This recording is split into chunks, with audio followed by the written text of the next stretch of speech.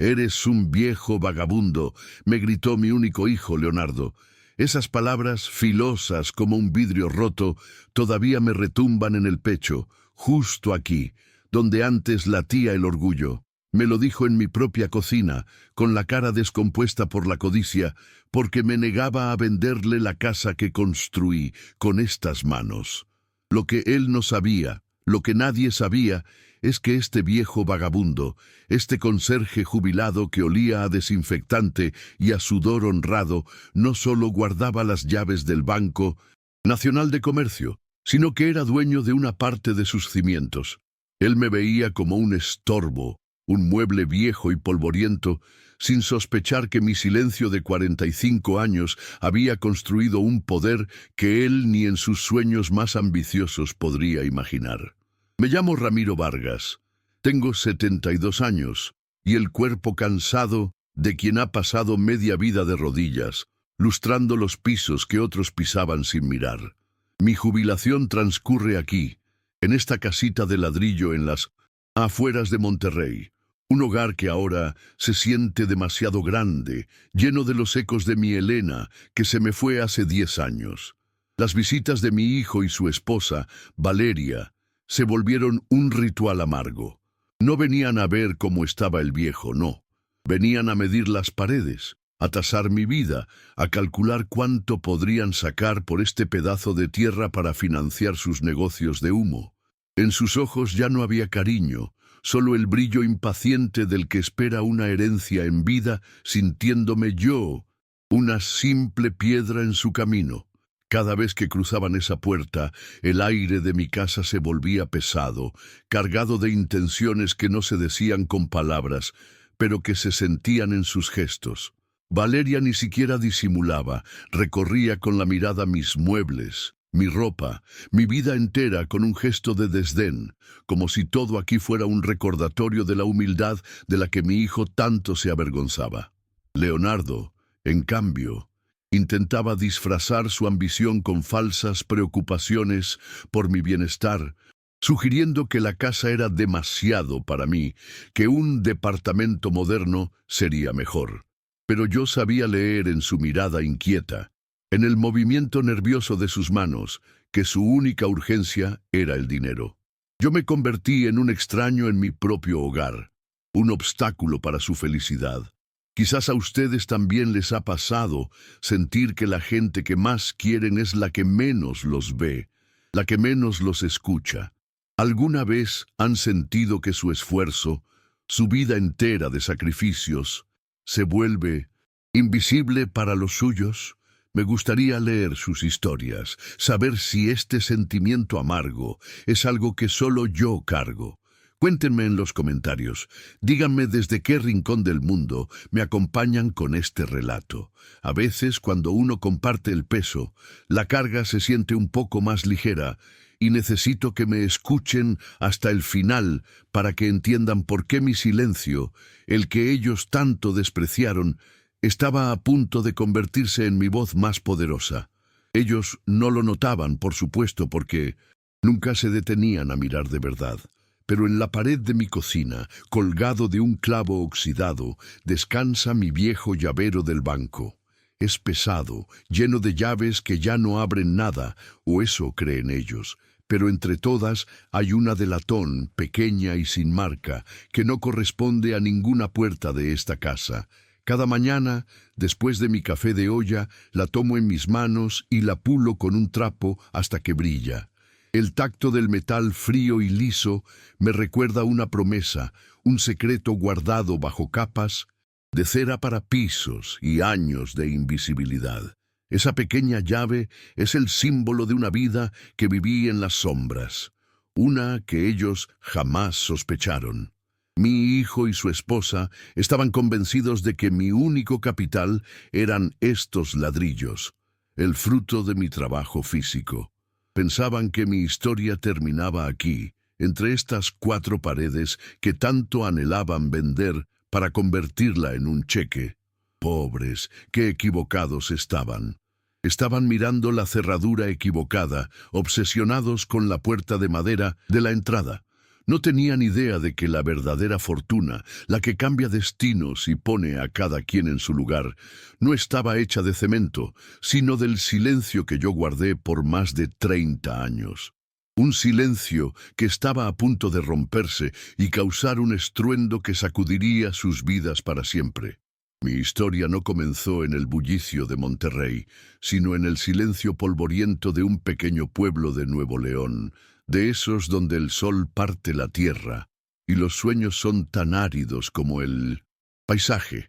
Fui uno de tantos que la necesidad empujó a la ciudad, con nada más que la fuerza de mis brazos y una vergüenza que me quemaba por dentro por no haber podido estudiar. Llegué a la gran ciudad sintiéndome un extraño, un bicho de campo perdido entre el concreto y el ruido de los coches. El hambre aprieta y enseña, y yo aprendí rápido que para sobrevivir tenía que volverme invisible, trabajador y sobre todo, callado. Mi juventud no fue de fiestas ni de novias, fue de trabajos duros que apenas daban para un techo y algo de comer. Cuando conseguí el puesto de conserje en el Banco Nacional de Comercio, sentí que había tocado el cielo. Para mí, ese edificio imponente no era solo un lugar de trabajo, era un santuario de orden y de poder. El olor a mármol pulido, a papel viejo y al metal de las monedas era el perfume del éxito, un mundo al que yo jamás pertenecería, pero que podía observar desde la primera fila. Me entregué a esa labor con una devoción casi religiosa.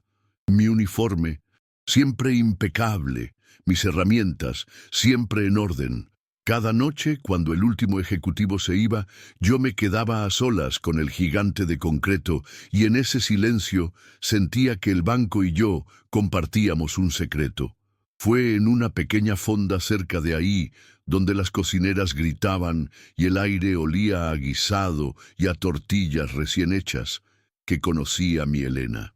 Ella servía las mesas con una sonrisa que podía desarmar al hombre más duro y una mirada que parecía leerte el alma. No le importó que mis manos estuvieran callosas ni que mi ropa oliera a cera. Ella vio en mi silencio una fortaleza, en mi cansancio, una promesa de hombre de bien. Elena fue el cimiento sobre el que construí mi vida.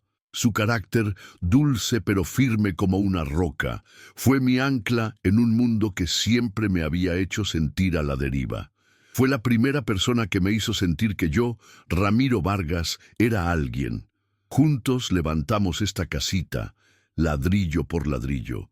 Recuerdo el olor del cemento fresco al atardecer, el dolor en la espalda y la alegría inmensa de ver nuestro refugio tomar forma. Cada peso que ganaba se estiraba hasta lo imposible. Nuestros lujos eran sencillos. Sentarnos en el porche en las noches de verano, con un vaso de agua de Jamaica, escuchando el radio mientras los grillos cantaban. Aquí no había mármol ni cajas fuertes, pero había algo mucho más valioso: paz. Construimos un hogar, un verdadero santuario contra la dureza del mundo exterior. En estas paredes no se guardaba dinero, se guardaban los ecos de nuestras risas, nuestras preocupaciones y nuestros sueños compartidos. Y entonces llegó Leonardo, nuestro único hijo. Sostenerlo en mis brazos por primera vez fue como sentir el peso del universo y al mismo tiempo una ligereza que nunca antes había experimentado. En ese instante, frente a su carita arrugada y sus puños cerrados, le hice una promesa silenciosa a él y a mi Elena. Este niño no conocería el lomo partido por el trabajo físico. Oportunidad que a mí me fue negada. Iría a la universidad, se convertiría en un profesionista, en un hombre de bien.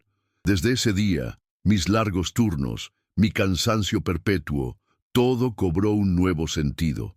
Ya no trabajaba para sobrevivir, trabajaba para construir el futuro de mi hijo. Mi vida se convirtió en un ciclo de trabajo y más trabajo.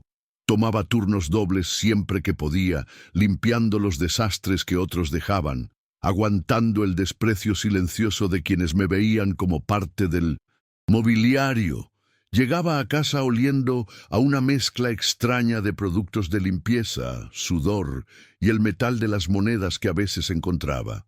Pero no importaba cuán exhausto estuviera, Elena siempre me esperaba con un plato de comida caliente y una palabra de aliento. Su apoyo era el combustible que me mantenía en pie. En la soledad del banco por la noche, entre el eco de mis propios pasos, no me sentía solo. Pensaba en ellos y mi cansancio se convertía en pura determinación. Tengo grabada en la memoria una noche en particular. Hacía mi ronda por el piso ejecutivo cuando encontré una cartera de piel tirada junto a un escritorio. Pertenecía a uno de los directores más importantes del banco y estaba llena de billetes, una cantidad que para mí representaba meses de trabajo. Por un segundo, el diablo te susurra al oído, pero la voz de mi padre, allá en el rancho, fue más fuerte. Un hombre vale por su palabra y su honradez, mijo. Al día siguiente, busqué al director y le entregué la cartera intacta. No me dijo mucho, pero la mirada que me dio, una mezcla de sorpresa y profundo respeto, fue mi mayor paga de ese año. Esa mirada me confirmó que yo iba por el camino correcto. A partir de ahí, los sacrificios se hicieron más profundos. Los zapatos se reparaban hasta que ya no daban más. La ropa se remendaba. Las vacaciones eran un lujo que ni siquiera nos atrevíamos a soñar. Cada centavo que lográbamos ahorrar iba a una libreta de banco, a la cuenta para los estudios de Minnesindusin. Leonardo veía a los clientes millonarios del banco, con sus trajes caros y sus portafolios de piel, y no sentía envidia. Sentía una extraña clase de motivación. Yo estaba librando mi propia batalla silenciosa. Mi hijo, gracias a mi esfuerzo, un día entraría por esas mismas puertas no para limpiar, sino para ser atendido como el señor que yo soñaba que fuera. Nuestro barrio obrero era un mundo aparte del banco. Aquí la vida se vivía en la calle. Los fines de semana olía a carne asada en cada esquina. La cumbia salía de las ventanas abiertas y los niños jugaban a la pelota hasta que la noche los obligaba a entrar. Éramos una comunidad unida por las mismas carencias y las mismas alegrías sencillas. Nos ayudábamos, nos fiábamos la palabra, compartíamos lo poco que teníamos. Éramos ricos en afecto, en compadres, en vecinos que eran como familia. Esa calidez humana, esa solidaridad, era el verdadero tesoro que yo quería heredarle a mi hijo, mucho más que cualquier cantidad de dinero. Un tesoro que, con el tiempo, él aprendería a despreciar. Elena era la generala de nuestro pequeño ejército. Ella hacía magia con el gasto, convertía unos cuantos pesos en un banquete y remendaba cualquier roto, ya fuera de la ropa o del alma. Su fe en mí era inquebrantable. A menudo, mientras yo cenaba en silencio, demasiado cansado para hablar, ella tomaba mi mano y me decía: «Ramiro, no te apures por lo que no dices. Tu silencio es tu fuerza, porque tú observas todo, tú ves lo que los demás, con tanto ruido en su cabeza, no pueden ver». Ella no sabía cuán proféticas eran sus palabras. No sabía que en ese silencio, en esa capacidad de observar sin ser visto, se estaba gestando el secreto que cambiaría nuestras vidas. El día que Leonardo se graduó de la universidad fue, sin duda, el más feliz de mi vida. Verlo allí, con su toga y su birrete, recibiendo su título de licenciado, fue como ver la cima de la montaña después de una escalada de décadas. Todo el sudor, todas las noches en vela, todas las humillaciones silenciosas valieron la pena en ese instante. Le había dado a mi hijo la herramienta más poderosa, la educación. Sentí que había cumplido mi misión como padre, había roto el ciclo de la pobreza, estaba convencido de que había criado a un hombre de bien, un hombre con principios, un hombre que honraría el sacrificio sobre el que se construyó su éxito. Los primeros años de su carrera fueron mi mayor orgullo. Me contaba de sus logros, de sus ascensos, y yo lo escuchaba con el corazón inflado. No necesitaba que me agradeciera, me bastaba con verlo prosperar, con saber que mi esfuerzo había dado frutos. La casa, aunque ya solo vivíamos Elena y yo, se sentía llena de esa satisfacción, del deber cumplido. Había construido mi vida sobre la base de un sueño, el sueño de un futuro mejor para mi hijo. Pero estaba a punto de descubrir, de la manera más dolorosa, que el futuro con el que él soñaba no tenía espacio para un padre viejo y conserje.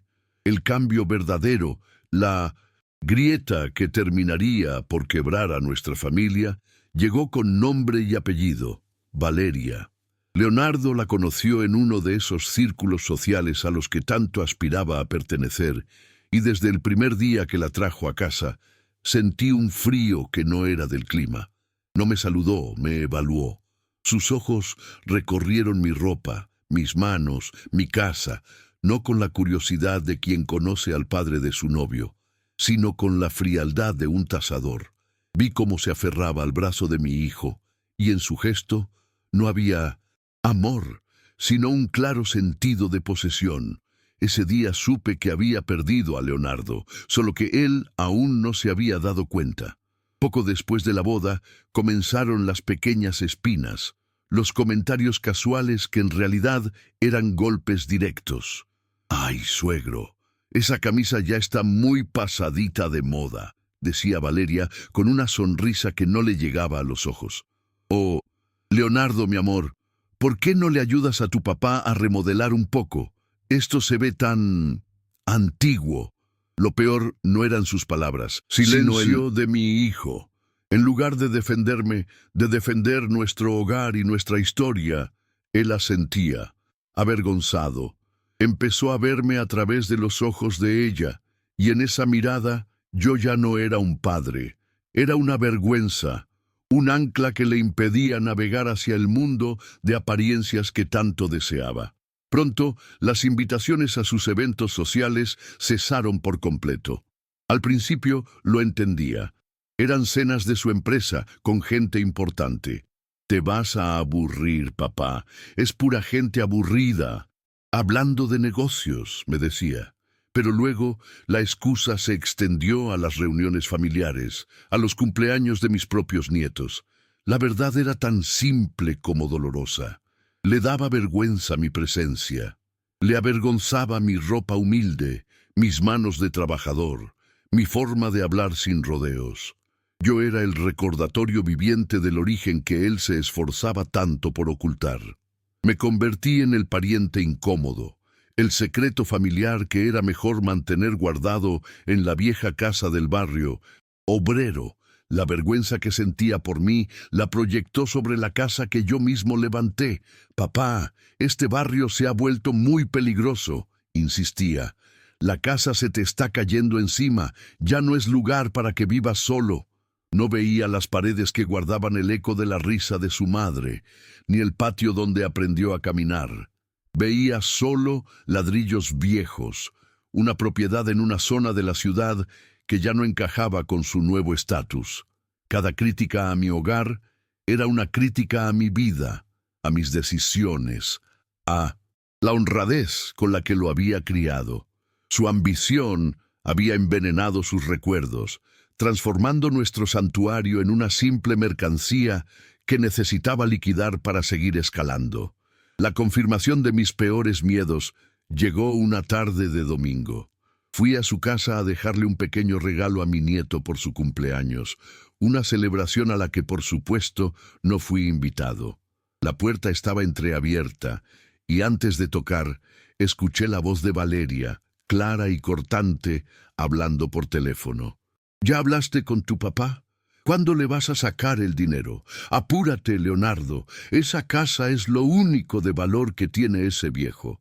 La palabra viejo, dicha con tanto desprecio, con esa carga de ser un objeto, un obstáculo, me atravesó el alma. No había emoción en su voz, solo el cálculo frío de un depredador. En ese momento entendí que para ellos yo ya no era una persona. No dije nada, no podía, el dolor me ahogaba. Dejé el pequeño juguete envuelto en la puerta, como una ofrenda anónima, y me di la vuelta. Cada paso de regreso a mi casa se sentía como si caminara sobre vidrios. El sol de la tarde me pegaba en la nuca, pero yo sentía un frío helado por dentro. No era rabia lo que sentía en ese momento, era una tristeza profunda, abismal. La tristeza de confirmar que el hijo por el que había sacrificado todo me veía simplemente como una cuenta bancaria, como el último trámite a resolver para alcanzar sus sueños. La injusticia de todo aquello comenzó a asentarse en mi pecho, pesada, como una lápida. Todo empeoró cuando mi Elena se fue. Mientras ella vivió, fue mi escudo, mi defensora silenciosa. Su sola presencia imponía un respeto que ellos no se atrevían a cruzar. Pero cuando enviudé, me vieron solo, vulnerable, un blanco más fácil para sus planes. Su acoso se volvió más directo, menos disimulado. La muerte de su madre, en lugar de unirlos a mí en el dolor, pareció acelerar su urgencia por despojarme de lo único que nos quedaba de ella, nuestro hogar.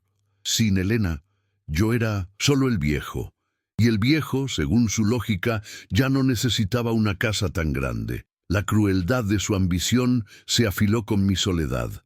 El golpe más simbólico, el que me demostró que habían decidido borrarme por completo de sus vidas, ocurrió meses después. En una de mis raras visitas a su casa, noté un vacío en la pared de la sala. El cuadro grande, el de mi boda con Elena, donde ambos sonreíamos llenos de sueños, había desaparecido. En su lugar colgaba una de esas pinturas modernas, sin alma, pura decoración. No lo habían movido a otra pared, no lo habían guardado, simplemente lo habían eliminado. Fue un acto deliberado. Habían borrado la imagen del conserje y su esposa costurera de su nueva y brillante vida. Estaban editando su historia familiar para hacerla más presentable. Cuando con un nudo en la garganta me atreví a preguntar por la fotografía, Leonardo ni siquiera pudo mirarme a los ojos. «Ah, se manchó el marco, papá. La mandamos a restaurar», balbuceó mientras desviaba la mirada hacia cualquier otro punto de la habitación. La mentira fue casi más dolorosa que el acto en sí. La cobardía de no admitir su vergüenza, de tratarme como si fuera un tonto que no se daría cuenta del desprecio. Borrar a su madre, borrar nuestro comienzo, para no incomodar a sus nuevas amistades. Ese día entendí que la batalla no era por una casa, era por la dignidad, por el derecho a existir en la memoria de mi propio hijo. Su desesperación por conseguir dinero se hizo cada vez más evidente. Ya no hablaban de otra cosa que no fuera su proyecto de alto potencial, una inversión que los haría ricos de la noche a la mañana, según ellos. Sus visitas, que antes eran esporádicas, se volvieron semanales, casi diarias. La misma rutina. Llegaban con sonrisas falsas, me traían pan dulce del que a mí no me gusta, me preguntaban por mi salud con un interés fingido.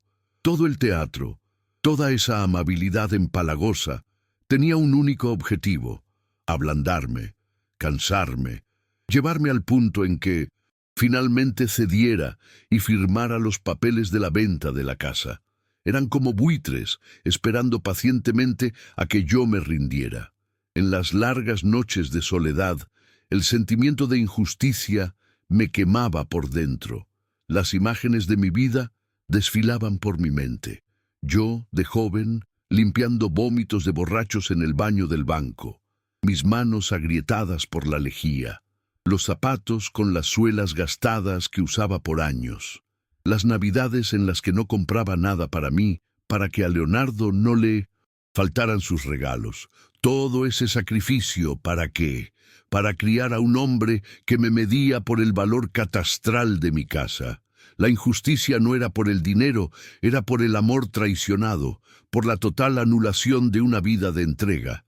Me habían despojado de mi valor como padre. Recuerdo una vez que Leonardo me pidió que fuera su aval para un pequeño crédito. Fuimos a una financiera y cuando la empleada, una muchacha muy joven, me preguntó mi ocupación para llenar el formulario, Leonardo se adelantó y dijo pensionado, con un tono rápido, casi avergonzado, antes de cambiar de tema bruscamente. Pude sentir su incomodidad, su miedo de que yo dijera la palabra conserje. Fue una humillación pequeña, silenciosa, pero dolió profundamente. Delante de una extraña, le dio vergüenza admitir de dónde venía el hombre que le había dado todo. Cada uno de esos pequeños desprecios iba sumando, construyendo un muro de resentimiento entre nosotros. Era claro para mí que Valeria era el motor detrás de todo. La escuchaba susurrarle al oído a Leonardo cuando creían que yo no los oía. Eres demasiado blando con él. Tienes que ser firme, es por nuestro futuro. No te dejes manipular por su sentimentalismo. Ella alimentaba su inseguridad, su complejo, y lo convertía en crueldad hacia mí. Y él, por su propia debilidad, por su deseo de complacerla y de alcanzar ese estatus que ella representaba, se dejaba envenenar. Se convirtió en un títere de la ambición de su esposa, y yo era el obstáculo que ambos habían decidido que debía ser removido a cualquier costo. Mi aislamiento se hizo palpable. Mis viejos amigos del barrio, hombres como yo, que habían visto crecer a nuestros hijos juntos, me preguntaban con genuina preocupación, ¿qué pasó, Ramiro? Ya no se le ve a Leonardito por acá. Yo, por un orgullo mal entendido, por proteger la imagen de mi hijo ante los demás, inventaba excusas. Anda muy ocupado con su trabajo, vive lejos, se le complica venir. Cada mentira que decía para defenderlo me sabía a ceniza en la boca. Estaba protegiendo el honor de quien me estaba deshonrando a mí. La soledad se hizo más pesada, porque era una soledad llena de mentiras. La presión llegó a su punto más alto cuando me presentaron su solución final. Con folletos y sonrisas ensayadas, me propusieron que vendiera la casa y me mudara a una residencia para adultos mayores. Un lugar bonito, decían, donde tendría actividades y estaría con gente de mi edad. Lo presentaron como un acto de generosidad, una forma de cuidarme. Pero yo escuché lo que no decían. Era un aviso de desalojo.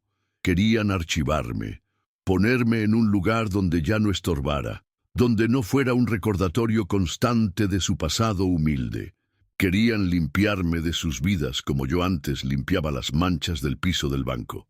Ese día, algo en mí se endureció. Por primera vez en mucho tiempo, los miré directamente a los ojos, y mi voz salió firme, sin temblar.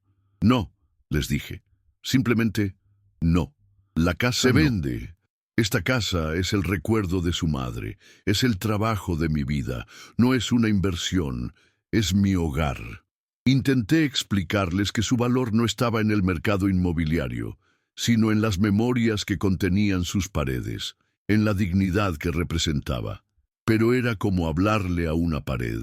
La palabra dignidad no entraba en su vocabulario. Para ellos, si algo no podía convertirse en dinero, simplemente no tenía valor alguno. Mi negativa fue la chispa que encendió el polvorín. La frustración de Leonardo, acumulada por meses de deudas, presión de su esposa y fracasos personales, explotó. Su máscara de hijo preocupado se cayó para revelar el rostro de un hombre desesperado y resentido. Vi en sus ojos una rabia que nunca antes había conocido, una furia dirigida enteramente hacia mí, hacia el hombre que se negaba a ser el último peldaño que él necesitaba pisar para subir. La amabilidad fingida se evaporó y el aire en mi pequeña cocina se volvió denso, irrespirable, cargado de la inminencia de la traición final. Estábamos los dos de pie en medio de la cocina que había sido el corazón de nuestra familia. Valeria se mantenía un paso atrás, con una sonrisa satisfecha, como quien ha prendido la mecha y ahora solo espera la explosión. Leonardo comenzó a caminar de un lado a otro, gesticulando, su voz subiendo de tono con cada palabra. Me acusó de ser egoísta, de no pensar en su futuro, en el de sus hijos. Me culpó de sus fracasos, de no haberle dado más, de no haber sido más. Era el preámbulo de la ofensa final, el momento justo antes de que pronunciara las palabras que romperían el último hilo que nos unía. Y entonces lo dijo. Con la cara roja y los ojos inyectados de una rabia que no le pertenecía, me escupió las palabras que se convirtieron en la llave de todo. «Siempre has sido un mediocre», gritó. «Un don nadie que limpia el piso que otros pisan. Deja de ser una carga. Eres un viejo vagabundo aferrado a 4 paredes viejas que no valen nada. ¡Como tú!». El aire se quedó quieto. Yo no respondí. Simplemente bajé la mirada hacia mis manos, las mismas manos callosas que lo alimentaron y lo vistieron, y asentí lentamente. Una calma helada, una claridad terrible se apoderó de mí. En ese instante supe exactamente lo que tenía que hacer. Esa palabra, vagabundo, no solo me rompió el corazón, también me liberó. Me liberó de mi promesa de protegerlo, de mi obligación de padre de velar por su bienestar por encima del mío. En ese insulto, comprendí que Leonardo no necesitaba mi casa ni mi dinero. Necesitaba desesperadamente una lección sobre el verdadero significado del valor, del honor y del respeto. Una lección que, evidentemente, mi vida de sacrificios no había logrado enseñarle. Mi plan ya no sería defender mi hogar, mi plan sería defender mi dignidad, y en el proceso, obligarlo a él a confrontar la suya o la falta de ella.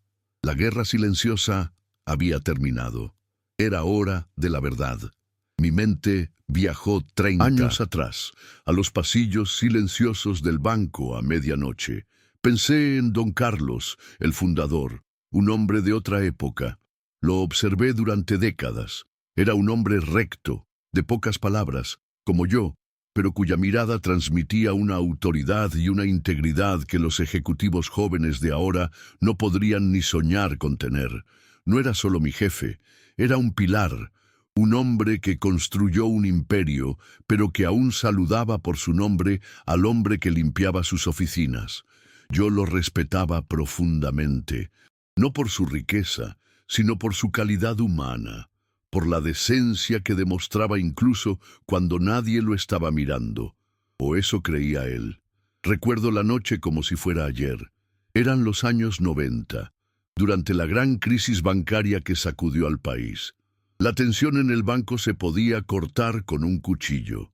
Yo hacía mi última ronda, cerca de las 2 de la mañana. El único sonido era el zumbido de las computadoras y el eco de mis pasos sobre el mármol. Al pasar por el pasillo de la dirección, noté que la luz de la oficina de Don Carlos seguía encendida. Empujé la puerta con cuidado y lo vi. Estaba tirado en el suelo junto a su gran escritorio de caoba, con la cara pálida y los ojos cerrados. El silencio en esa habitación era el silencio de la muerte. Por un instante me quedé paralizado, pero luego algo dentro de mí reaccionó. Recordé los cursos de primeros auxilios que el propio banco nos obligaba a tomar cada 2 años. Corrí a su lado, comprobé su pulso, que era débil y errático, y comencé las compresiones en su pecho, tal como nos habían enseñado. Con una mano llamé a la ambulancia, mientras que con la otra seguía bombeando su corazón, rezando a todos los santos que conocía. En ese momento no había jerarquías, no había director ni conserje. Solo éramos 2 hombres, uno luchando por su vida y otro luchando para que no la perdiera en la soledad de su oficina. Semanas después, ya recuperado, Don Carlos me mandó llamar a su oficina. Estaba más delgado, más frágil, pero en sus ojos había una gratitud inmensa que me hizo sentir incómodo. «Ramiro», me dijo con voz pausada, «los médicos dijeron que esos minutos antes de que llegara la ambulancia fueron la diferencia. Usted me salvó la vida». Luego su mirada se ensombreció. «Mi familia», confesó, Está llena de buitres esperando mi muerte. Usted, un hombre al que apenas he cruzado palabra, demostró tener más lealtad y valor que todos ellos juntos. Esas palabras, viniendo de él, fueron la mayor condecoración que jamás recibí en mi vida. Me explicó que quería recompensarme, pero que darme una suma grande de dinero solo me traería problemas. Atraería la envidia, los falsos amigos, y probablemente destruiría la vida sencilla que tanto valoraba en mí. El dinero fácil corrompe, Ramiro, me dijo, pero la oportunidad bien utilizada construye. Así que, en lugar de un cheque, me ofreció un secreto. Abrió un pequeño fondo de inversión a mi nombre, de forma anónima, con una cantidad simbólica de su propio bolsillo para empezar. No me estaba dando pescado, me estaba enseñando a pescar y me estaba dando acceso a un océano que yo ni siquiera sabía que existía. Y aquí viene el corazón del secreto. Usando su posición, me dio la oportunidad de comprar un paquete de acciones preferenciales del banco. Eran acciones antiguas, a un precio ridículo que no se había visto en décadas. Una oportunidad única e irrepetible. La gente nunca mira al que limpia, Ramiro, me dijo, mientras firmaba los papeles que me transferían.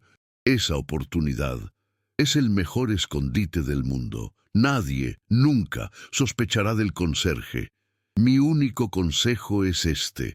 Reinvierta cada dividendo, no toque el capital y viva su vida como si este dinero no existiera. Piense que es una semilla que acaba de plantar. A cambio, me hizo prometerle 2 cosas.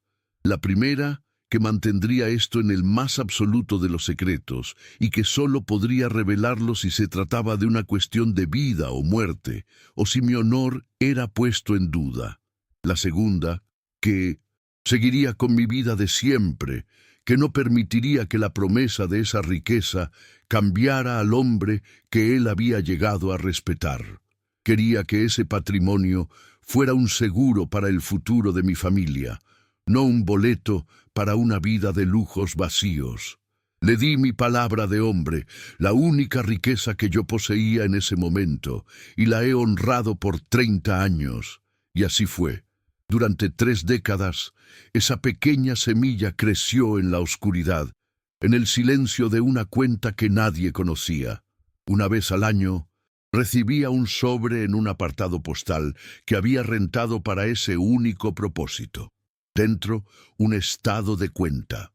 Veía cómo los números crecían, cómo los dividendos reinvertidos se multiplicaban de una forma que mi mente apenas podía comprender. Me convertí, sin que nadie lo supiera, en uno de los accionistas minoritarios más importantes y anónimos del banco. Y mientras tanto, seguía lustrando los pisos, vaciando los botes de basura, viviendo en mi casita de ladrillo, fiel a mi promesa. Nunca le dije nada a Leonardo, incluso después de la muerte de don Carlos. No fue solo por la promesa, fue por él. Yo quería que mi hijo aprendiera el valor del trabajo, la satisfacción de ganarse la vida con su propio esfuerzo. Quería que se convirtiera en un hombre de carácter, no en un heredero malcriado que diera todo por sentado. Creí que al ocultarle esa fortuna, le estaba dando un regalo mucho mayor, la oportunidad de forjar su propio destino, de sentir el orgullo que yo sentí al construir mi vida desde la nada. Pero me equivoqué. En lugar de forjar su carácter, solo alimenté su resentimiento. Ahora, en mi cocina, con su insulto todavía flotando en el aire, entendí que la condición de mi promesa se había cumplido. Mi honor había sido atacado de la manera más vil y por la persona que más debía respetarlo. El secreto ya no era para proteger su futuro. Ahora era la herramienta para enseñarle una lección sobre el pasado, sobre mi pasado, sobre el valor que él nunca supo ver. Fui a mi cuarto, abrí un viejo cajón y saqué la llave de latón que no abría ninguna puerta de mi casa. La apreté en mi puño. Había llegado el momento de abrir la única puerta que importaba, la de la verdad. Pasaron unos días. La casa se llenó de un silencio denso, pesado. Supongo que Leonardo pensó que me había quebrado, que mi silencio era de derrota y que solo era cuestión de tiempo para que yo cediera.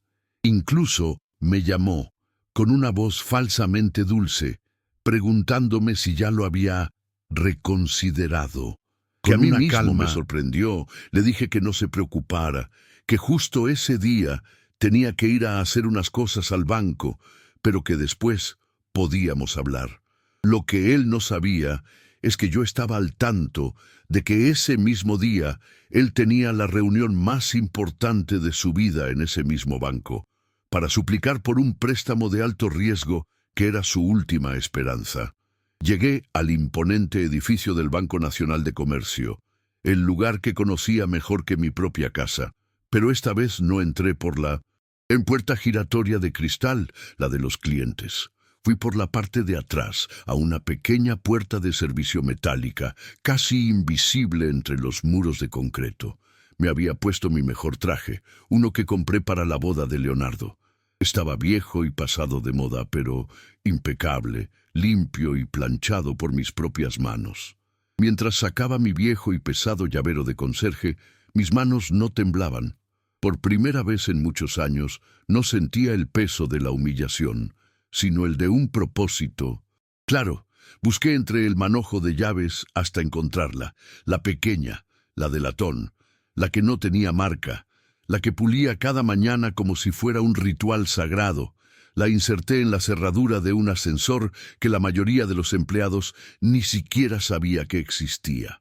Era el ascensor privado de Don Carlos, una reliquia que conectaba directamente el nivel de servicio con el piso de la presidencia y la sala de juntas principal. El mecanismo, viejo pero bien aceitado, giró con un clic satisfactorio. Ese sonido, que retumbó en el pasillo silencioso, fue el sonido de dos mundos, el mío y el de ellos, a punto de colisionar de frente. Dentro de la cabina, el olor a madera de cedro y a cuero viejo me transportó a otra época.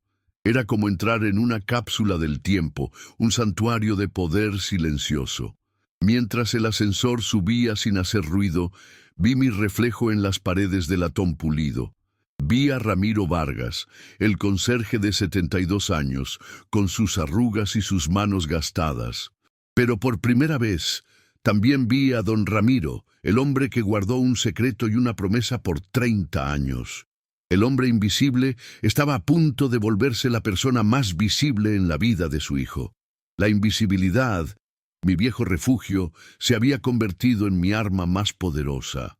Las puertas se abrieron en un pequeño vestíbulo privado, justo al lado de la gran sala de juntas. A través de las puertas de roble macizo, pude escuchar la voz de mi hijo. Estaba en medio de su presentación, con ese tono engolado y lleno de falsa seguridad que usaba cuando quería impresionar a alguien. Describía su proyecto innovador con gráficos y proyecciones optimistas. A su lado, Valeria asentía con la cabeza, interpretando a la perfección su papel de socia brillante y solidaria. Estaban actuando para el nuevo director del banco, el hijo de don Carlos, un muchacho al que yo había visto correr por esos mismos pasillos cuando era un niño. Con un movimiento lento y deliberado, empujé las dos hojas de la pesada puerta. La sala de juntas, antes llena del monólogo de mi hijo, se sumió en un silencio absoluto y repentino. Todas las miradas se clavaron en mí. Leonardo y Valeria se congelaron. Sus rostros pasaron de la concentración a la incredulidad, y de ahí al más puro horror. Me miraban como si estuvieran viendo a un fantasma que se había equivocado de lugar y de tiempo. La boca de mi hijo quedó entreabierta, incapaz de terminar la frase que había empezado. No podía procesar mi presencia en ese altar del poder al que él tanto ansiaba pertenecer. Antes de que Leonardo pudiera articular palabra, o de que Valeria pudiera lanzarme una de sus miradas asesinas, el director del banco, Carlos Jr., se puso de pie de un salto. Una sonrisa genuina, llena de calidez y sorpresa, iluminó su rostro. «¡Don Ramiro!», exclamó, y su voz, cargada de un respeto inconfundible, resonó en toda la sala. Qué honor tenerlo por aquí. No lo esperábamos hoy, por favor, pase. Siéntese con nosotros. Con un gesto de la mano, me señaló una silla vacía junto a él, en la cabecera de la enorme mesa de conferencias. El mundo entero pareció detenerse en ese preciso instante. El universo de mi hijo y de mi nuera se hizo añicos en ese momento. El hombre al que llamaron vagabundo estaba siendo honrado por la misma persona a la que ellos le rogaban por dinero. Y ahora, aquí, en este punto de máxima tensión, les pregunto a ustedes que me escuchan, ¿qué habrían hecho en mi lugar? ¿Se habrían sentado a disfrutar de la cara de su hijo? ¿Les habrían dirigido algunas palabras para rematar la humillación? ¿O por el contrario, creen que el silencio, el mismo silencio que yo guardé por décadas, era la respuesta más elocuente y devastadora? Cuéntenme en los comentarios qué les dicta su corazón, porque el mío latía como un tambor de guerra. Carlos Jr., al ver la absoluta confusión en el rostro de los demás ejecutivos, y sobre todo en el de mi hijo, decidió aclarar la situación. Se giró hacia la mesa y con una voz firme y clara que no admitía dudas, hizo el anuncio que lo cambiaría todo. Para quienes no lo conocen, dijo proyectando autoridad, les presento a don Ramiro Vargas. Él es uno de nuestros consejeros y uno de los accionistas más antiguos y respetados de este banco. La palabra accionista golpeó a Leonardo con la fuerza de una bofetada a mano abierta. Su rostro perdió todo el color, volviéndose blanco como el papel. Me miró y por primera vez sus ojos me vieron de verdad. Pero ya era demasiado tarde. Yo no dije una sola palabra. No necesité hacerlo. No acepté la silla que me ofrecía Carlos Jr. Mi único movimiento fue girar la cabeza lentamente y clavar mi mirada en mi hijo. Lo sostuve por un largo segundo. En mis ojos no había triunfo, ni rabia, ni ganas de venganza. Solo había una tristeza infinita, la profunda y dolorosa decepción de un padre que ve a su hijo completamente perdido. Vi el terror y la comprensión nacer en su rostro, la vergüenza quemándolo vivo delante de todos. Asentí una última vez, muy despacio, me di la vuelta y salí de esa sala de juntas tan silenciosamente como había entrado. Supe después que el préstamo le fue denegado rotundamente y que su castillo de naipes financieros se derrumbó. Mi justicia no fue un grito, fue el eco de una puerta cerrándose para siempre. No volví a hablar con él. En cambio, hablé con los abogados del banco y vendí una pequeñísima parte de mis acciones. Con ese dinero, que para mí seguía siendo una cantidad inimaginable, creé la Fundación Elena Vargas. Su único propósito es dar becas completas a jóvenes de origen humilde, a muchachos y muchachas que tienen el talento y las ganas, pero no los medios, para que puedan tener una carrera universitaria sin la carga que yo tuve que llevar. Encontré una nueva familia, una familia elegida en las caras agradecidas de estos jóvenes. Comprendí la última lección de don Carlos. La verdadera riqueza no es la que se acumula en una cuenta, sino la que se construye en el carácter y se invierte en los demás. El valor real de un hombre reside en la integridad que nadie puede quitarle. Mi historia termina aquí, sentado en una banca del parque, justo frente a mi casita de ladrillo que decidí nunca vender.